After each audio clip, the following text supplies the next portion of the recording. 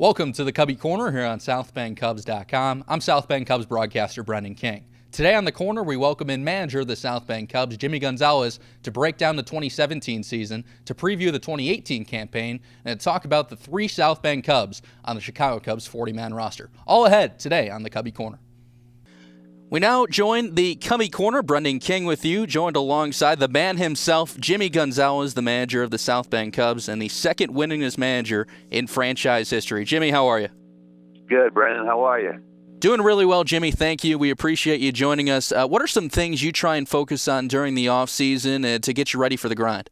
Well, once the off-season comes about, I really just focus on my family. I spend time doing things that just we don't get to do in the spring and summer.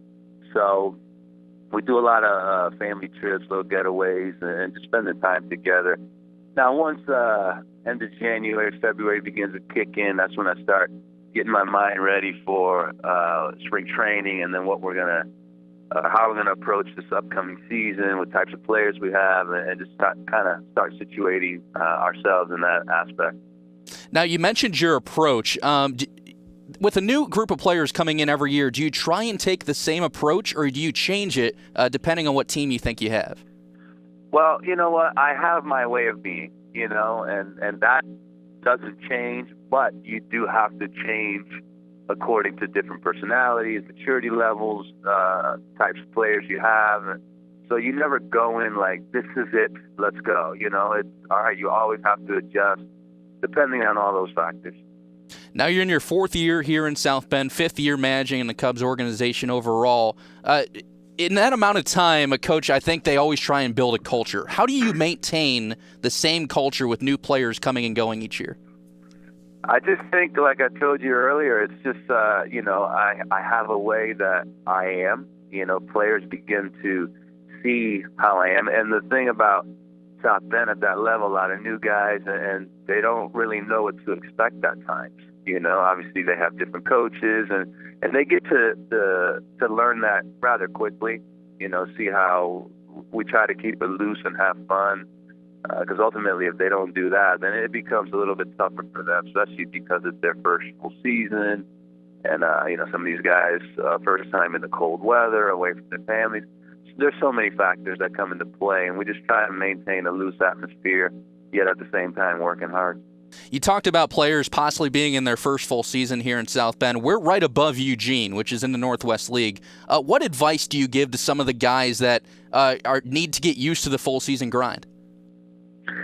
You know what? It's a matter of patience. So, some of these guys that have just played short season and a 2-month-long season, and they're not sure of how to take that approach. And we've seen it every year. Where guys come in and they want to do, and you almost gotta you guide them right in that time. Guys want to hit too much, guys want to throw too much, and it's just a matter of learning. They get to learn that, and that's what we're there for. We're there to teach them these what are looked at as basic things, but they don't know, so we have to just make sure that we relay that message.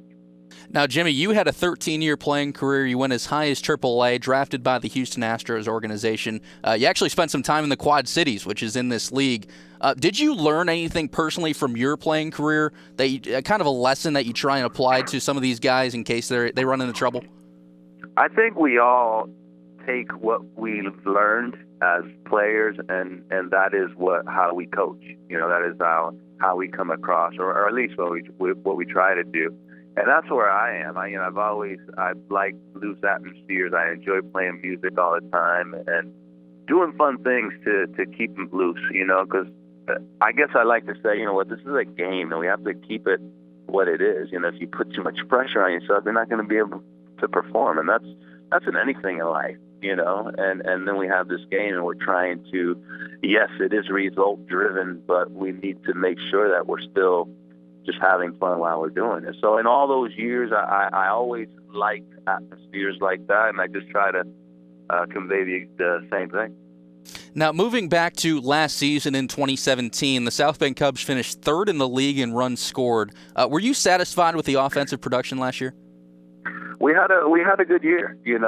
Obviously, sometimes things don't go your way as far as playoffs and all that, but we were just trying to get better day in and day out, continue working hard, and we did have a good season numbers-wise, but it's something. Yes, I was satisfied. These guys played hard, they busted their butts, and it was a grind. Like we mentioned, first year for some of these guys, first full season, and it was tough for them to kind of get that. So that's when you go through your bumps and bruises, your ups and downs, but. When you look at the overall number, it was a pleasant ending. One guy that had a very good 2017 was Vimael Machine. It was really a breakout year here in South Bend. He hit for 320, 10 home runs, 57 RBIs before getting called up to Myrtle Beach. What in your mind changed about his game that really took him to the next level this year? Vimael has been there parts of 3 years, and it was just a kid that works hard. It's not anything other than he continued. He didn't give up. It was just grinding and grinding, and sometimes things just click for you, and they begin to work. Once that happens, confidence level is up. And once you're confident, having fun, then you belong there. You can do this, and that's where I believe it happened for him. Obviously, probably mentally more than anything, he knew what he could do, and he was out there doing it every day. It didn't matter who he was facing. Well, Vimael joined us on the first episode of the Cubbie Corner. Great kid, and obviously we all wish him the best. But moving on to now 2018, the Cubs have really focused on the pitching, Jimmy, in the past couple of years. 21 out of the 30 top prospects are pitchers, and you're welcoming back Brian Lawrence as the pitching coach this year. With guys coming up with the big names like Jose Albertos, Corey Abbott, Alex Lang, what kind of impact do you expect Brian to have on these young arms? He'll have a huge impact. Brian is he lets them know what they have to do. That's where, when it comes to guys trying to do too much first full season, they want to sometimes throw too much or do so many things, throw sides, and he's always there to let them know. A guy who played as long as he did, and obviously being a pitcher himself, being able to guide these guys and just teach them that whole thing, especially in South Bend, the whole weather change when you got these guys that are from Caribbean countries and haven't left Arizona yet and come into these cold weather climates. So, Brian is there to help them and guide us, and he does a great job of that. Now, speaking of the coaching staff, you welcome in 2 new coaches this year, but one has had South Bend experience. That's Ricardo Medina, who's coming in as the hitting coach. He was the South Bend hitting coach in 2016. What does Ricardo bring to the table? He's just a lot of experience. I've learned so much from being around Ricardo. He's a guy that we communicate a lot, and just so we're on the same page on many things. And he brings some good work ethic to these guys, and he'll be in that cage, all the time working, and that's the whole part of how these guys hit good as a team. It's not just one guy, it's everybody. It's a collective effort that produced those overall numbers, and that's what he brings. He brings that good work ethic and just that passion for the game. The second new coach is Paul McAnulty, new to the Chicago Cubs organization. He was in the LA Angels organization before, but he's a former big leaguer, Jimmy. What kind of impact does that bring to have another former big leaguer in the dugout? It's just, again, passion for the game. I think we all have it. We're all here working together right now in spring training, and that's the biggest thing that we see. We see the love that we have, and our goal, as player development coaches, is that exactly. It's developing these players as best we can, and that starts with the passion that you have, in your heart and your mind, and you go and you relay that to these players. And it's not just, there was a bad game, we're down. It's all right, we're grinding every day, and when you see a coach that has that, that's in the end, that's going to be good. That's going to be a good result.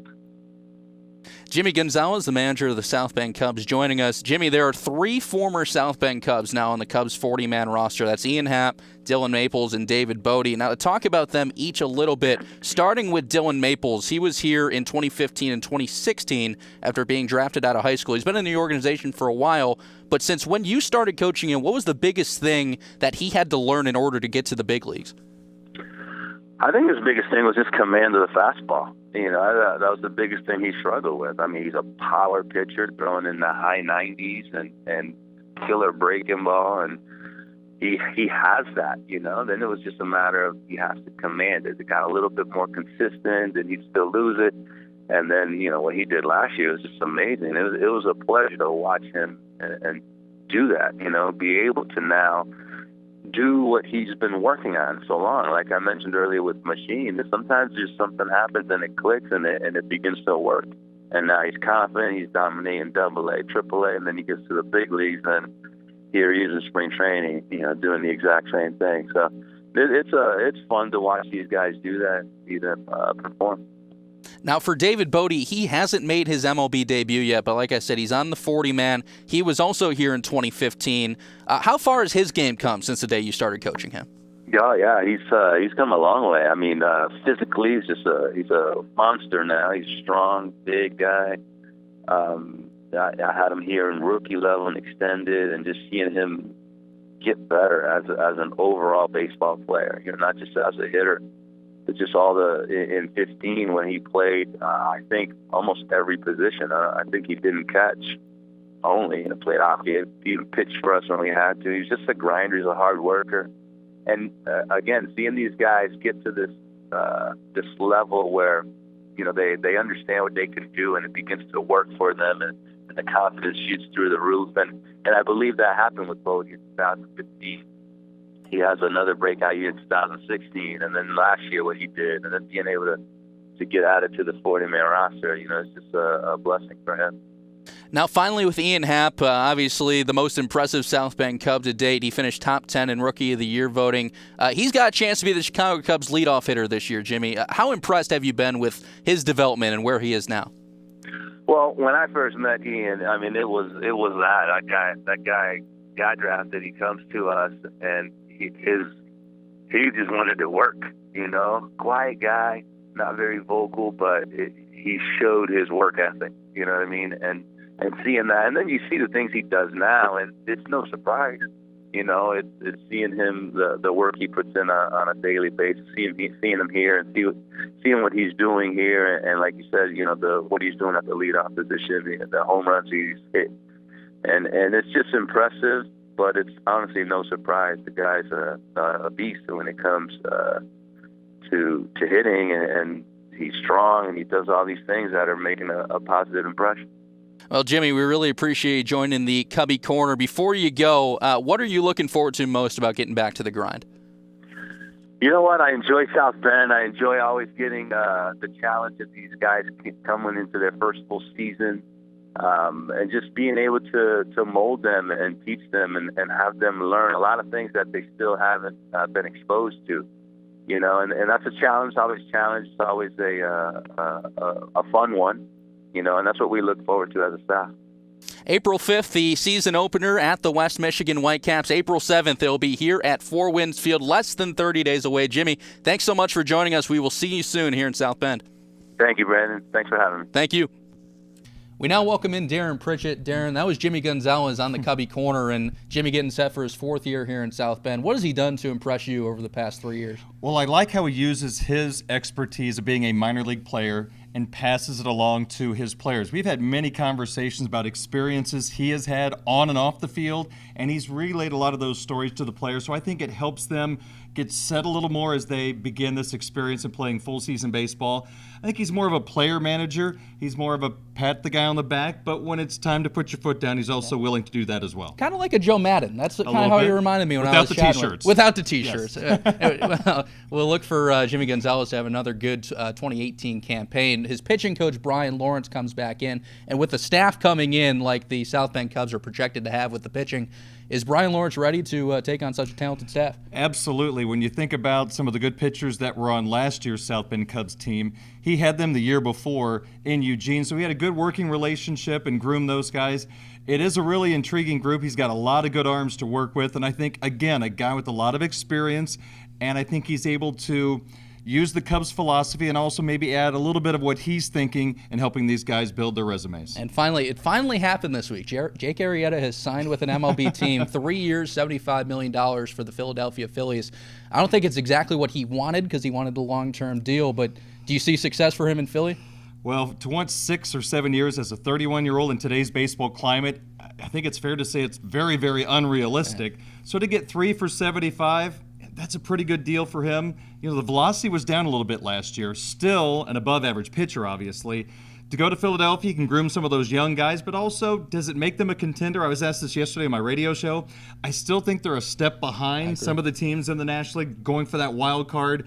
But when you take a look at Aaron Nola out of LSU and then you put Arrieta in there, they've got a chance to be at least a factor in the National League East. Do you have a favorite Jake Arrieta moment with the Cubs? Oh, boy, when he threw the no-hitter in Cincinnati. That was and fun. there was actually a local kid here that actually jumped on the field and got in trouble in Cincinnati. So that's also a memory from that moment. I loved when he got the standing O at Fenway Park back in 2015. I think that proved that he was finally on the scene. That was a really, really cool moment. Well, thank you, everybody, for tuning in to this week's Cubbie Corner. For Darin Pritchett, I'm Brendan King. Have a good day.